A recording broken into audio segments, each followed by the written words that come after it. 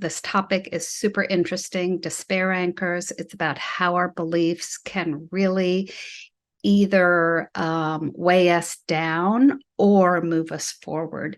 So it's kind of so powerful because we can change something almost at the core of our being that's going to have so much effect in our outer life. So this is like a lovely way to get results easily.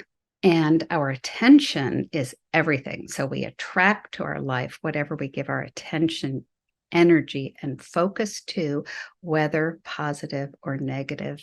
And so a lot of times people will say, "Oh, I think about abundance, I think about health all the time," but really sometimes we think about the lack of it, right? I'm trying to get it. I don't have enough. What's wrong with this? So yes, I'm thinking about it, but I'm picking up the end of the stick that is the lack of it. So there's nothing more important than our attention. So in the body code, there's a program that comes up. So we always ask the intention, what would you like help with? What would you like to be better? So last week we talked about the heart wall. Well, sometimes mental will come up. And I wanted to give this broad picture of the mental category because despair anchor is just one type of a belief. And so this is a belief that kind of holds us down. Isn't it a good name? It's like, oh, I believe this and I'm not going anywhere. Whereas this one, a broadcast message, is like something you send out to the world, right? And we get these in our clearings for people.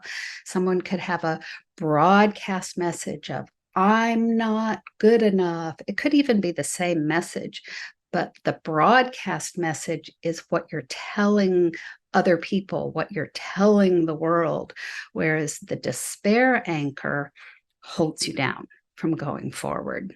So what is a despair anchor? And this again is the body code image for it. He says it's a negative statement that is perceived as truth by the subconscious mind, which will then seek to verify or fulfill that truth.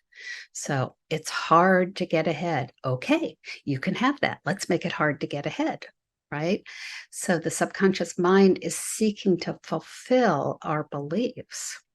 So we can, this is from the original program, it said identify the exact wording of the statement through intuition and muscle testing. And then to correct it, we take the magnet and we roll 3 times down the governing meridian. Now, in the new version, they have this handy dandy chart. And so I kind of like to do both. I kind of liked when we would have to kind of go in and find them out for ourselves. And also, I think the chart is very handy because they are subconscious. It's not always something that would come up to our conscious mind, right? Or if they're from an ancestor, those can be very, very, very real, very powerful in our energy, and we may not be so consciously aware of them. But then once they come up, we go, oh my gosh, yes, it's kind of like pervading our life, but we haven't really seen it. So I'm really happy that there is a little list now. And I like this term. So it just keeps us the river of life is flowing and we're not. We're anchored, we're stuck, we're just not moving forward. So I think it's a great term.